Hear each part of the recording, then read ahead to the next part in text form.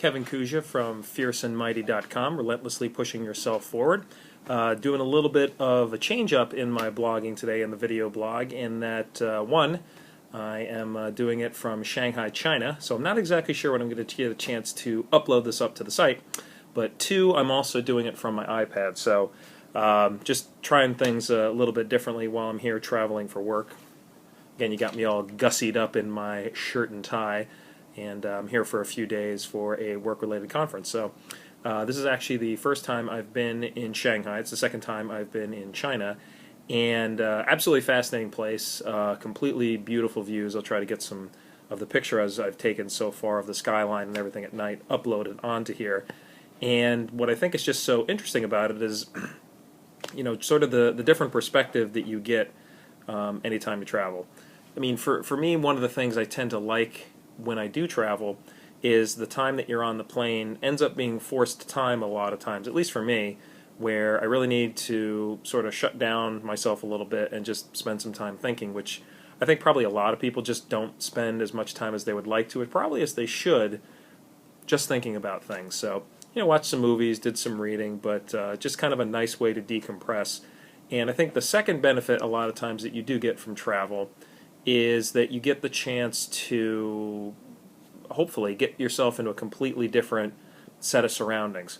For me, when I get myself into a different set of surroundings, I tend to think about things differently. I've always been a little bit fascinated by the way that your physical surroundings can really affect your mental state, whether, you know, your mood, you know, happy, sad, indifferent, pumped up and excited for life, or down and depressed, or just how it can make you think about things differently. And given the fact that China and Shanghai are so unbelievably different from living back in Connecticut, I think it's a good thing. I mean, literally the opposite side of the world, 12-hour time difference from what I'm used to, so there's at least a half-decent chance that there's going to be incoherent rambling at some point in this video blog, so bear with me.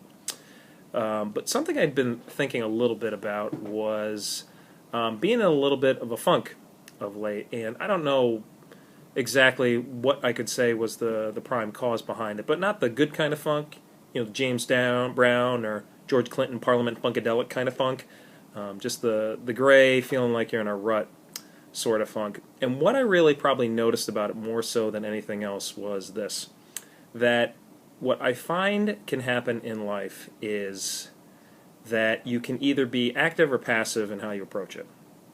And I'm sort of, one of my big catchphrases that I say a lot is the fact that I don't try to bring drama into my own life, because life provides more than enough drama than you would ever want. People who self-create their own drama always amaze me, because I can't figure out why you'd want to do that in the first place.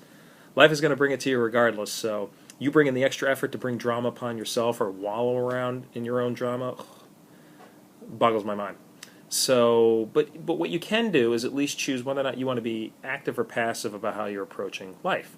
All right? So life will end up giving you whatever it's going to give you. I mean, that's sort of out of your hands for the most part anyway, but you can either kind of be passive and on the receiving end of whatever that ends up being, and just sort of not accepting it in a very nice Zen sort of way where you're, you know, you sort of flow with the current, but, you know, just sort of almost feeling like you're on the weak end of things, that you're on the, you know, receiving end of whatever's happening, feeling like you really have no power at all, as opposed to being active. And I think that's what I sort of noticed on my end, was kind of just feeling like I was more on the receiving end of things and not being as active as I probably should have been about taking control of some things and really going out and being more proactive. And that's probably what I really began to think quite a bit about during this flight, the good 14 and a half hours it took from Newark to get here to Shanghai.